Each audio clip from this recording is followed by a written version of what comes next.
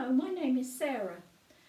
My husband Ariel owns the inn where Jesus and his friends met for Passover.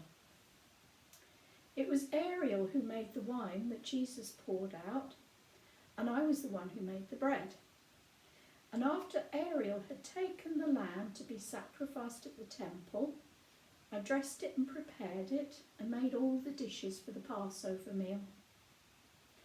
Apart from the lamb, which is really easy to prepare, to be honest, everything else, the bitter herbs, the salt water, the sweet dish and the hyssop, they will just have to be gathered and washed and presented. But the bread and wine, they're different. It's when I'm making the bread that I remember Jesus the most.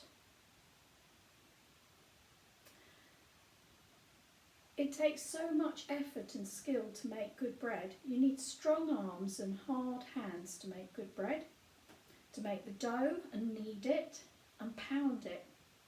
My mother Miriam used to say that she always made the best bread, the lightest bread, the most filling bread when she'd had words with my father or one of her friends. I know what she means.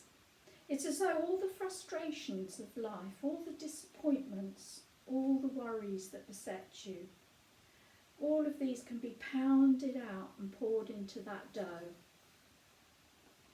We don't think about bread, do we? It's just there like the wine, just the staple things of life. But it's a miracle, really.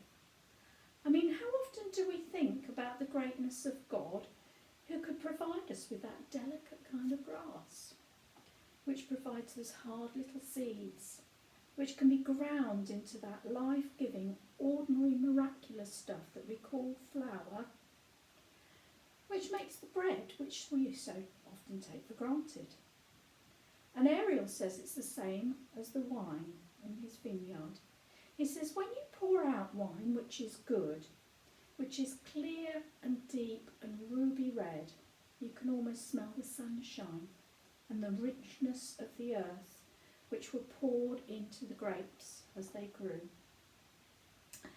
pouring out again into your cup, another gift from God.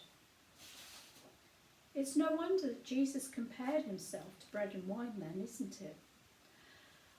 I remember he had this incredible gift. He could listen to you, pouring out your story like wine into a goblet, letting go of your worries like you were talking to the dough that you were pounding on the table. And he could make you feel at that moment, just for that little minute, that you were the most important person in the world. It was almost as if he could let himself be pounded like the bread. It was almost as if, like the bread, he could give you the strength to go on, and for a while you would just feel better.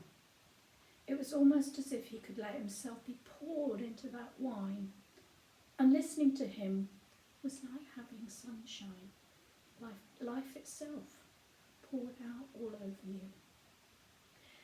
So I remember Jesus. I don't remember him as being overbearing or self-important or harsh, like you'd expect someone to be who had all that power. I remember how he served us in all the ordinary things, how he loved us all and made us feel that just for once we were important to God.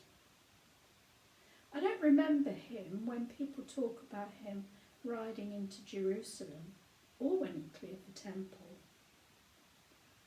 I remember him whenever I make bread and pour the wine.